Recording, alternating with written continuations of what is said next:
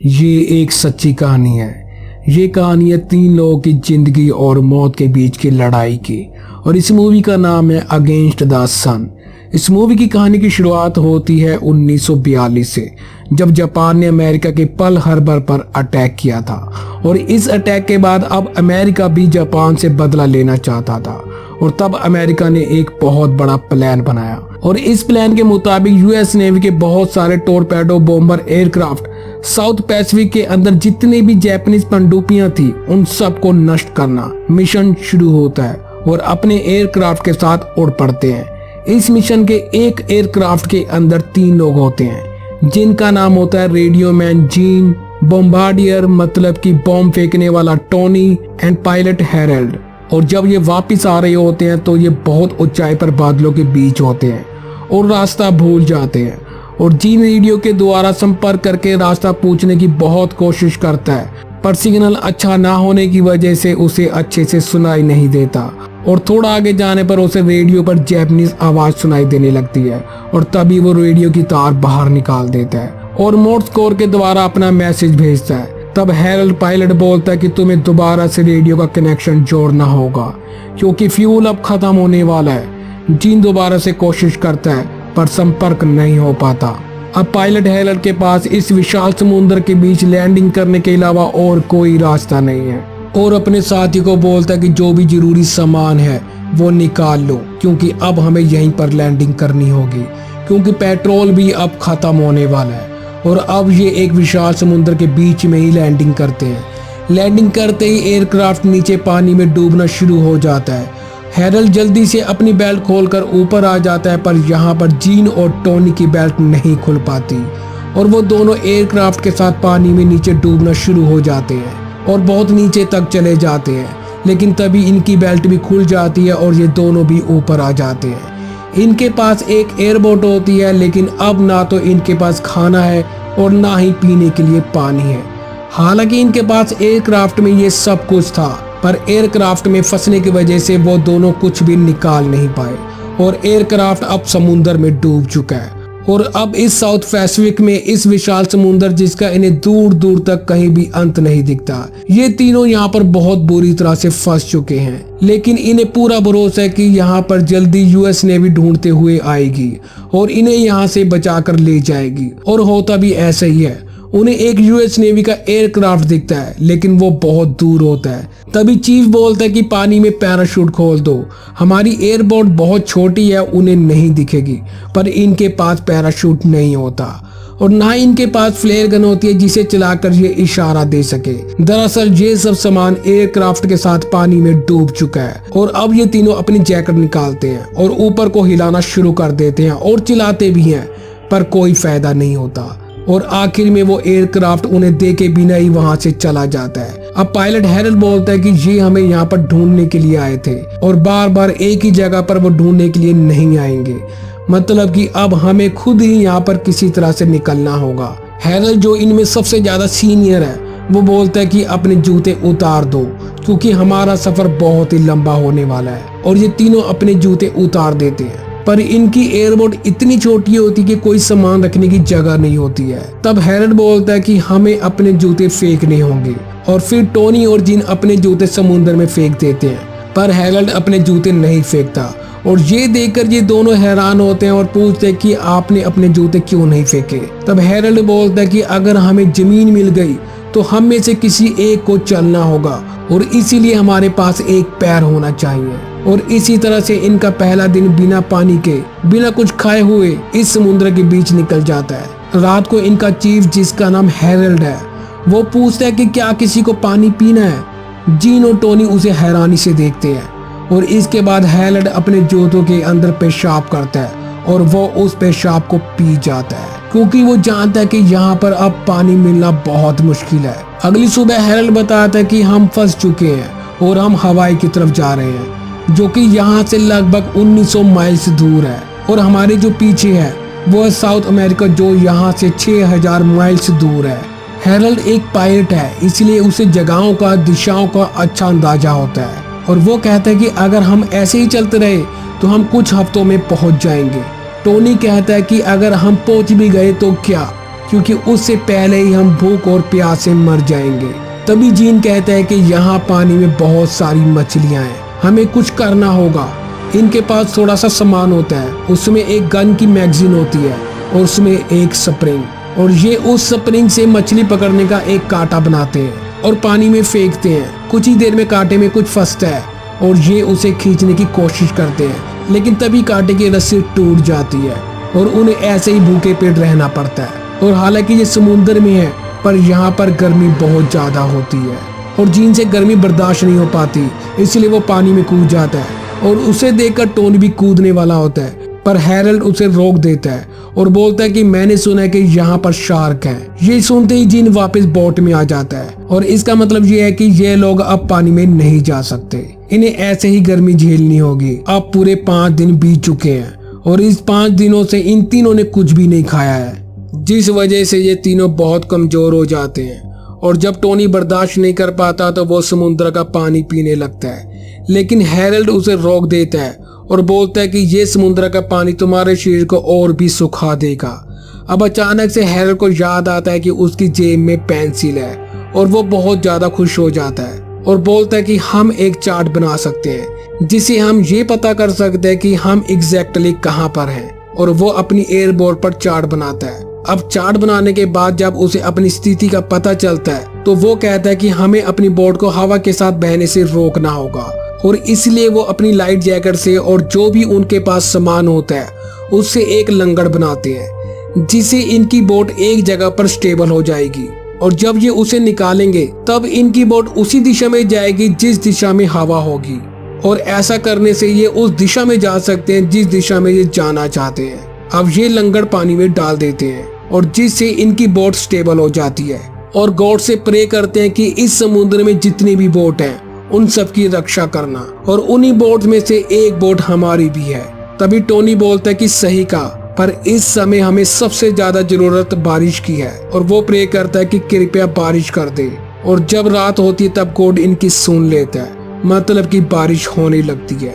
और कई दिनों बाद आज इन्होंने पानी का एक घूंट पिया है जिससे इन्हें बहुत राहत मिली है, क्योंकि इनकी पूरी बॉडी डिहाइड्रेट हो चुकी थी।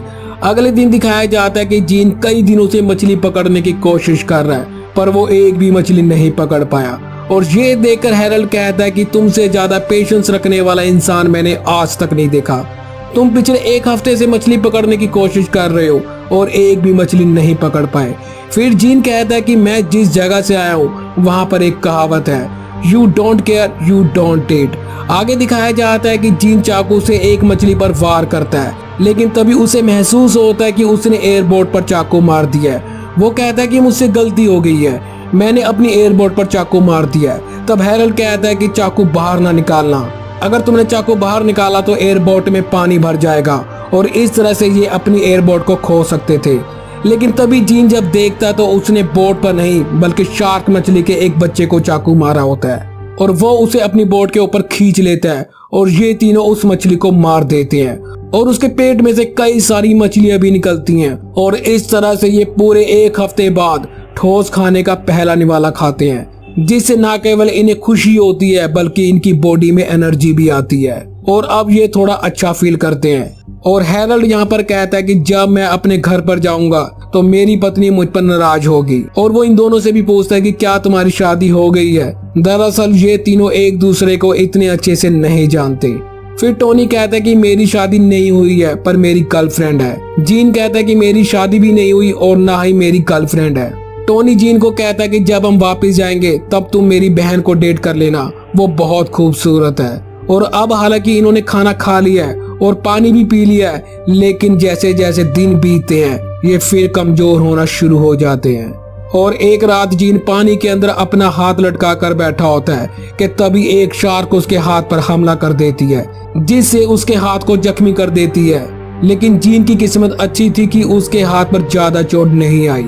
अब एक दिन जीन देखता है कि सामने कुछ है, उसे लगता है कि सामने कोई आयरलैंड है, और वो टोनी को भी दिखाता है, पर टोनी कहता है कि सामने कुछ भी नहीं है, ये बस तुम्हारा भ्रम है। और इन्हें अब अजीब अजीब से सपने भी आने लगे थे। और ऐसे ही 15 दिन बीत जाते हैं। अब एक दिन सुबह उनकी बोट पर एक पक्षी बैठा होता है और जीन उस पक्षी पर अपनी गन से गोली चला देता है और वो गोली पक्षी को लग भी जाती है, लेकिन वो पक्षी बोट से बाहर समुद्र में गिर जाता है। और जब हैरल्ड देखता है कि इन्होंने एक पक्षी को मार दिया है तो वो समुद्र में कूद जाता है उस पक्षी को पकड़ने के लिए, क्योंकि ये सब बहुत भूखे होते हैं। लेकिन यहाँ हम देखते हैं कि जैसे ही वो पक्षी को उठाता है तो उसके पीछे एक शार्क आ रही होती है। और अब हैरल्ड जल्दी से अपनी बोट की तरफ आता है और इससे पहले कि वो शार्क का खाना बनता वो अपनी बोट पर आ जाता है और वो शार्क इन्हीं बोट के नीचे से निकल जाती है और हैरल्ड बच जाता है। और अब इनके पास इस तरह से एक बार फिर से खाना था। 15 दिनों में ये दूसरी बार इनको खाना नसीब हुआ है। लेकिन जैसे जैसे दिन बीत रहे होते हैं इसका असर इनके दिमाग पर भी होने लगता है। इनको अजीब अजीब से सपने आने लगते हैं और अब इन्हें यहाँ पर 20 दिन हो चुके हैं। अब एक सुबह ये आपस में लड़ने लग जाते हैं। जीन हैरल्ड को बोलता है कि आज तक हमें आयरलैंड पर पहुंच जाना चाहिए था, जैसे कि तुमने कहा था। वो आयरलैंड कहाँ पर है? हैरल्ड बोलता है मेरे दिमाग में एक रफ पिक्चर है। ये दोनों ये सुनकर हैरान हो जाते हैं, बोलते हैं रफ पिक्चर, यानी कि हैरल्ड अभी भी श्योर नहीं है कि इस समय ये कहाँ पर हैं। तब जीन बोलता है कि तुम्हारी वजह से हम रास्ता भटक गए और हमें यहाँ पर समुद्र में लैंड करना पड़ा, क्योंकि तुम्हें पता ही नहीं चला कि हमारा शिप कहाँ पर है। तुम हमें हमारे शिप से बहुत दूर ले आए थे। और अब यहाँ पर हैरल्ड भी एक्सेप्ट करता है कि जब वो ऊपर हवा में थे तब उसे थोड़ी देर के लिए नींद आ गई थी। दरअसल वो कुछ सेकंड के लिए सो गया था और जब उसकी आंख खुली तब तक वो बहुत दूर आ चुके थे। वो आउट ऑफ रेंज हो चुके थे। उन्हें नहीं पता था कि वो कहाँ हैं और पेट्रोल खत्म होने की वजह से उन्हें समुद्र के ऊपर ही लैंड करना पड़ा और जिस वजह से ये तीनों यहाँ फंस चुके हैं। और यहाँ पर ये पता चलता है कि यहाँ पर गलती सिर्फ हैरल्ड की थी और हैरल्ड को इस बात का पछतावा भी होता है। उसकी आंखों में आंसू होते हैं और वो उन दोनों से माफी भी मांगता है, पर अब कुछ नहीं कर सकते। तभी हैरल्ड को एक आइडिया आता है। वो जीन के चाकू से अपने जूतों को काट कर उसके सोल से 2 चाकू बनाता है ताकि जिस दिशा में वो जाना चाहते हैं जा सके।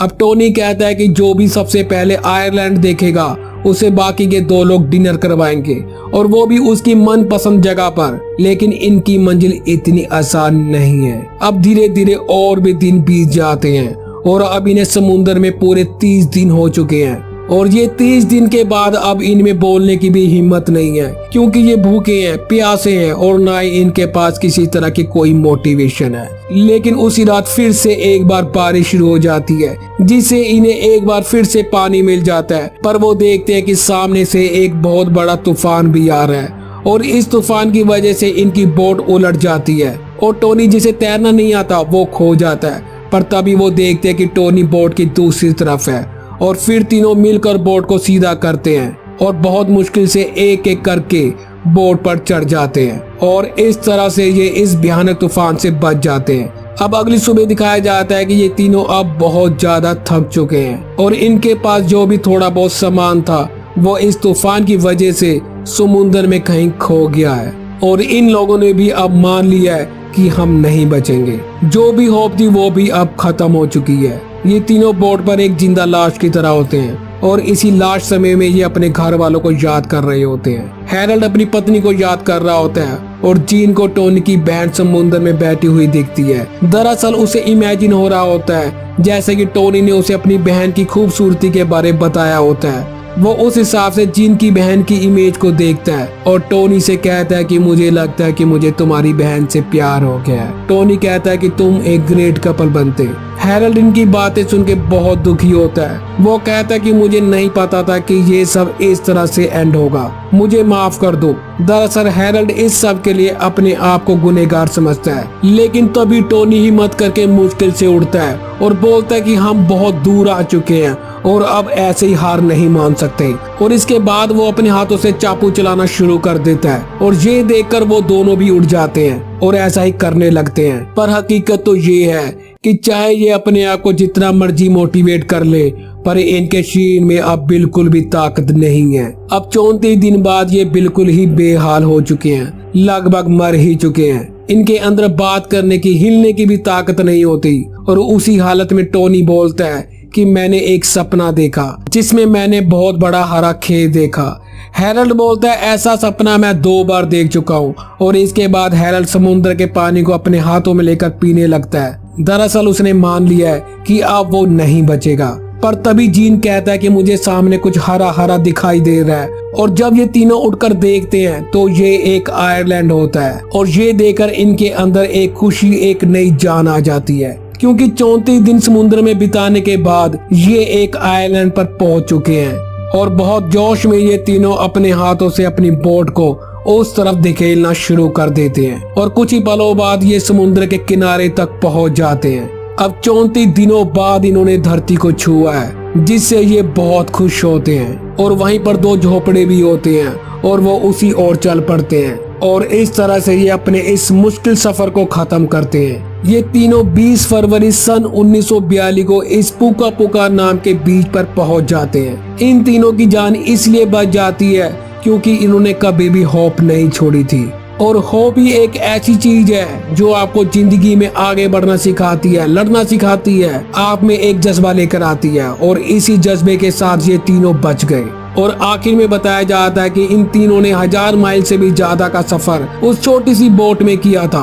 और हैरल्ड को नेवी ने अवार्ड भी दिया था क्योंकि इस मुश्किल सफर में उसने अपनी टीम को बहुत अच्छे से हैंडल किया था। इसके बाद उन्होंने कभी भी कोई एयरक्राफ्ट नहीं उड़ाया। टोनी जब अच्छे से ठीक हो गया तो उसने अपना करियर नेवी में ही कंटिन्यू रखा। और जब 1986 में उसकी मृत्यु हुई तो उसकी राह को ऊपर से समुद्र में छोड़ दिया गया। जीन ने भी वार के दौरान रेडियो मैन का काम किया और सन 1946 में टोनी की बहन फ्रांसिस से शादी कर ली। और आखिर में हमें इन तीनों की रियल पिक्चर भी दिखाई जाती है। तो ये थी वर्ल्ड वार 2 की एक सच्ची घटना। उम्मीद करते हैं कि आपको ये कहानी अच्छी लगी होगी। ऐसी और इंटरेस्टिंग वीडियोस के लिए चैनल को सब्सक्राइब जरूर करें, वीडियो को लाइक भी जरूर करें। धन्यवाद।